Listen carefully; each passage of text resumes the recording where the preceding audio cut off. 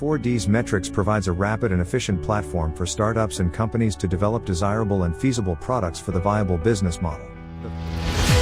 With the 4Ds Metrics approach and tools, define to understand the customer's needs and find possible solutions while considering the entire solution space. Design a detailed design of the proposed solution and shape the products or services' desirability and feasibility. Develop a product or service that serves the identified needs, ensuring the viability and sustainability of the product and its impact on the environment. Deploy a minimum viable product, MVP, for the customer validation, traction building, and go-to-market strategy testing.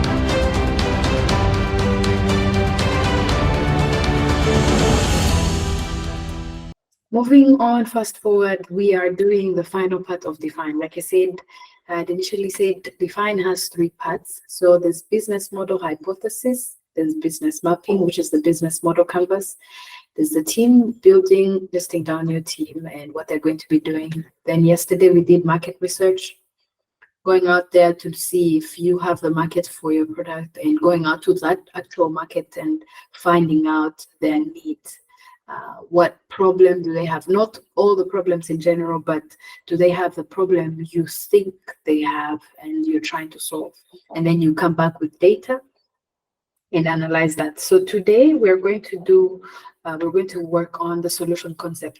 As you can see, it's after analyzing the needs of the customer, you will have to say, okay, this is the problem that I found them having.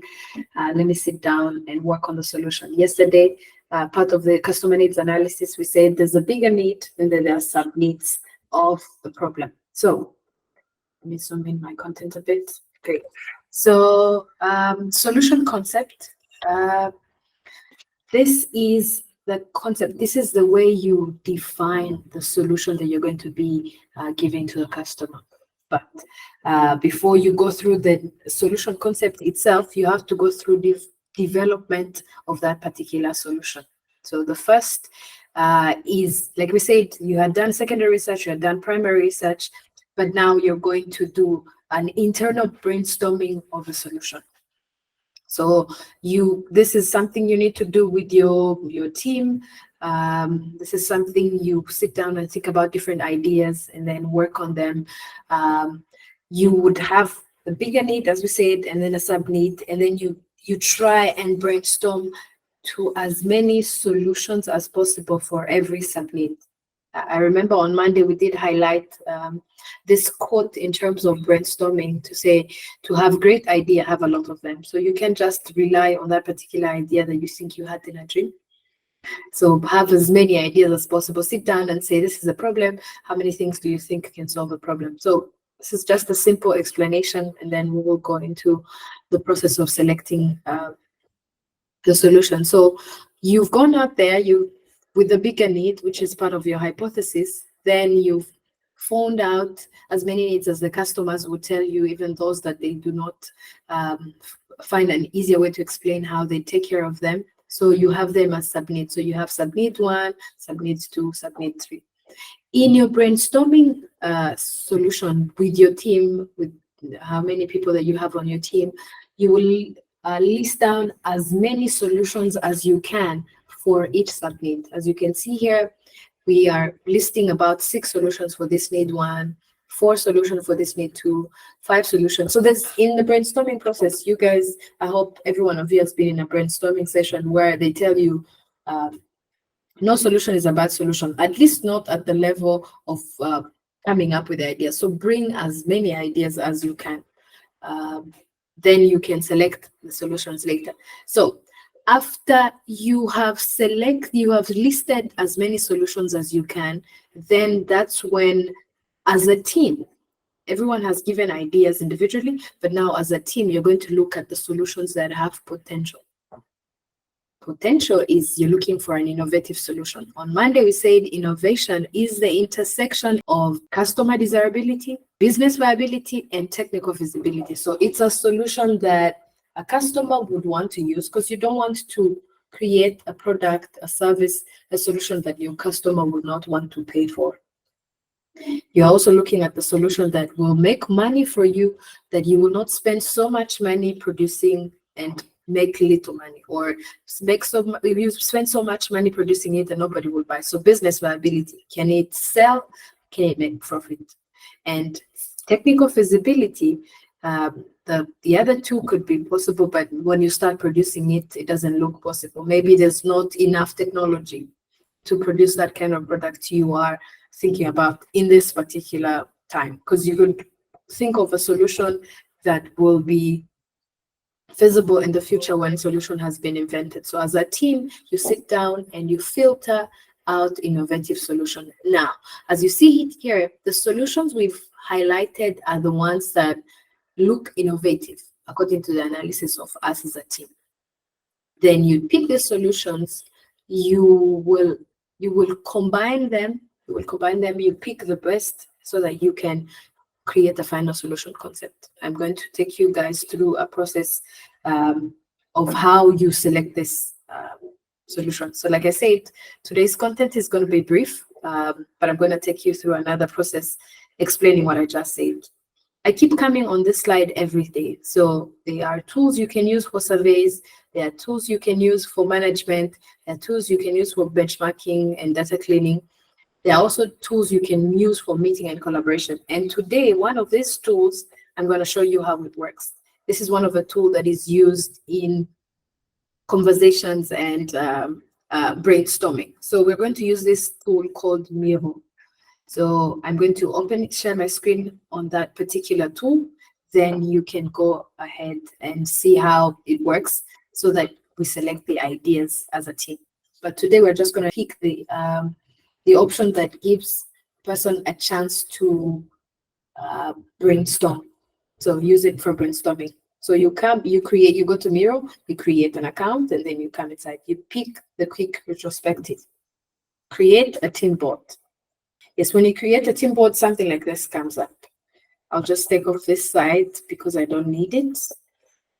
And I will zoom in so that you guys can see what I mean. So I have something that looks like the regular sticky notes. You know, physically, when people are brainstorming, they will use papers, they will use sticky notes to say, for submit 1, we're going to use papers that are green to write the solutions for, and submit 2, we're going to use red, submit 3, we're going to use as many subnits as you have. But in this case, let's just take an example of 2 subnits. So I'm just going to take these 2 off. So working on a problem, when I went to the market solution, I found that it has, at least we've identified the trends of 2 layers of submit. So I'm just going to rename here and say submit 1.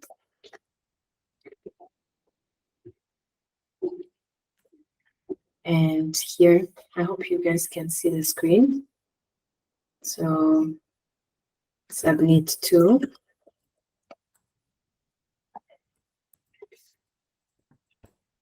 Okay, so this, after I have created this board, I can share it with my teammates, especially if we're working offline, we're working online, we're not in the same room to use sticky notes. We can still do our brainstorming on this virtual sticky notes or paper notes, depending on which name you use. So you share it with your team. So when you click here, you can add the emails of the people that you are inviting to use this board. Let me share with Serge so that you guys can see what I mean by sharing with your team. Okay, so while Serge is waiting for the notification, I want to show you guys that you can pick a sticky note and just put it here and start typing. Let's say Miriam's idea 1.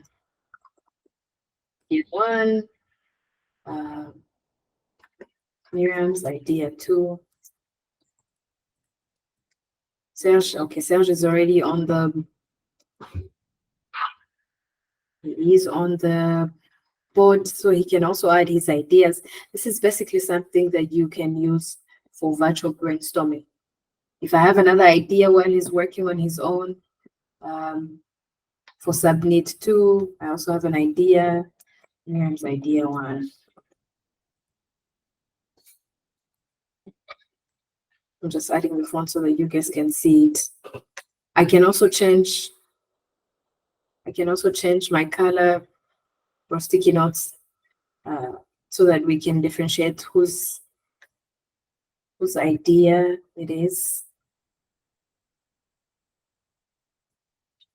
I'll keep mine pink here. Yes. So just to make it fast, just copy and paste.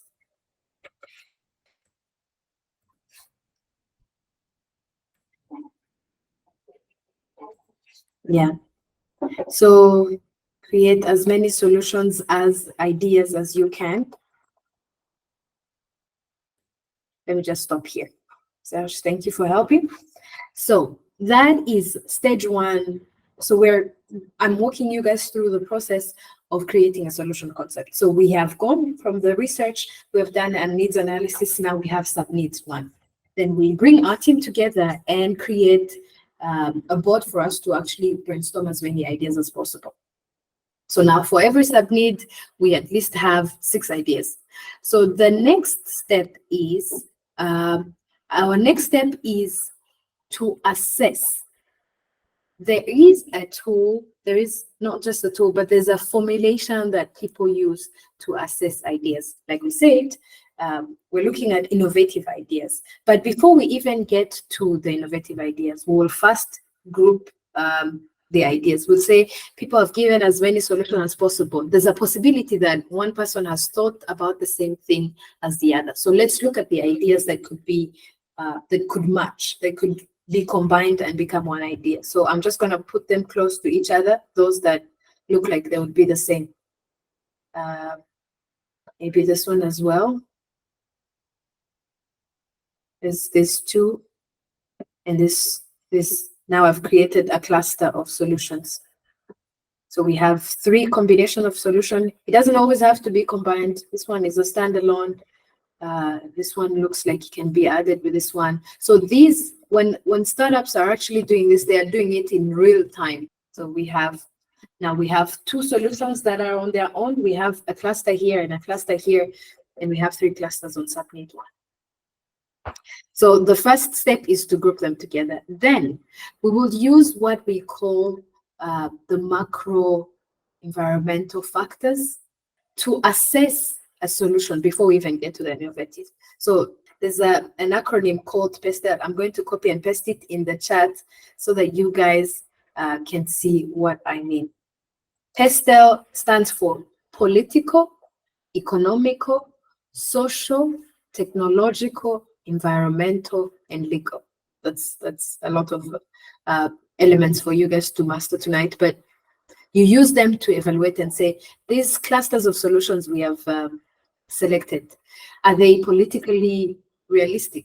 If we're doing a business that is not allowed under that politics in that particular country, then that one is already ruled out. Economically, due to factors of inflation and pricing, if the country regulates how much you can charge for that particular product, then if it's not feasible in the economic sense, then it's taken out. Social, this could include examples of cultural, like if you're creating something that the culture of the people is not accepting, then your product will not even make it to the market. You can't be creating something, for example, that is haram for people, let's say for Muslim, or culturally, our parents are still not big fans of children wearing short dresses, and then you're bringing something that parents will run after you and say, what are you trying to do to our children? So culturally, so that's a social aspect. Technological, you could be creating a very good solution, but your customers might not be able to use it. Maybe they do not understand that idea of technology, or they do not have infrastructure. Why are you creating an app for somebody who doesn't have technology, or they have never heard of, they've never even seen a phone before? So the technology aspect, is it feasible, or is it even allowed? For example, these days, a lot of startups are working with AI and Internet of Things. So countries have come together to actually create policies and laws around what's acceptable and what's not acceptable in AI. Now, environmental, you guys can already understand that we are in a time where we have to really take care of the environment. We should have done it a long time ago with our ancestors, but now we have to be very, very cautious and say, I'm producing a product. Does it harm the environment? Does it harm the ecosystem? Is it recyclable? Does it use fossil fuels? And then that's ruled out. So you can look at the environmental aspect. And finally, legal. So there are laws and regulations that concern almost everything in every country. Here in Rwanda, there are things to do with technology, services, hours to work, how to use, wages. So all the laws that accompany that particular field you're in, you have to be very much aware of those. So when you are looking at the solutions, these ones we've already matched to create them in clusters. Now we're going to rule them out and see which one does not fit into the aspects that we've just assessed right now. So if anything rules it out, then we take it out. So an example from this one we're using, let's say this cluster, I'm just going to make it black so that we say we've taken it out, and this other cluster, take it out. So we've said these two ideas are taken out after we've done our pastel, which we are calling the macro environmental factors. So we've ruled them out. We are left with this cluster and two solutions here and this here. Now, based on the innovation definition that we've given, we defined innovation as the intersection between customer desirability. So basically, will your customers like to buy your solution? Do they like it? Do they like how it functions? Can they desire a product? It could be solving the problem, but they do not desire it. Business viability. Can it sell? Can it make money? Can it be a viable business? Or are you just going to start producing a product that will fail in terms of the economic side of operations and things? And lastly is technical feasibility. So you could have a good idea in theory, but when you try to produce it, if it's a product, maybe there's some dysfunctions or there's technology missing right now. You could be looking at using a tool that is not available in your space and in the resources that you have. So as a team, you look at which solutions meet the criteria of innovation. You could also look at you could also use the tool like the SWOT analysis. As a team, you say, with these solutions that we are left with, based on our strengths, weaknesses, opportunities, and threats, which ones are feasible? Which ones are feasible with what we have to implement right now? So looking at that intersection of what we've defined as innovation, you rule out some other solutions. They could be put in the parking lot until the future, but right now we're taking them out in the brainstorming. Then I make this black. Okay. So we're left with 3 ideas clustered into 3 groups. So this is where now, as a team, you will vote and pick the best.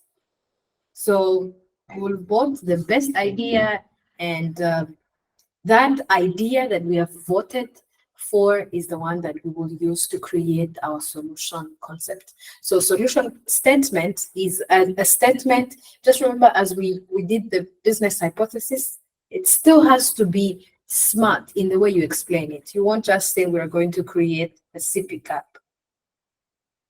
No, you're going to explain that solution in a statement, and in this case, you're also adding what it does, mostly in a sense of explaining how it addresses the need.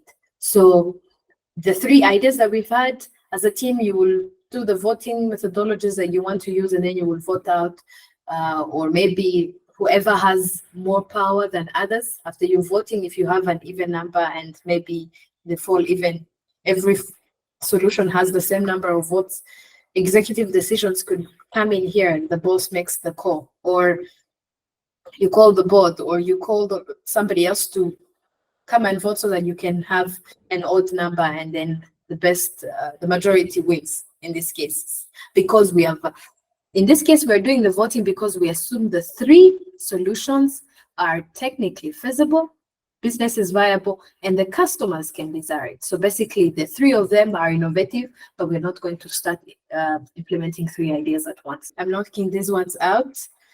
So there's one, this one is the solution for subneed 1, and this is the solution for subneed 2. So that is a process we go through which to pick the solutions, and then you create a solution statement that briefly describes what your solution is and how it addresses the customer needs.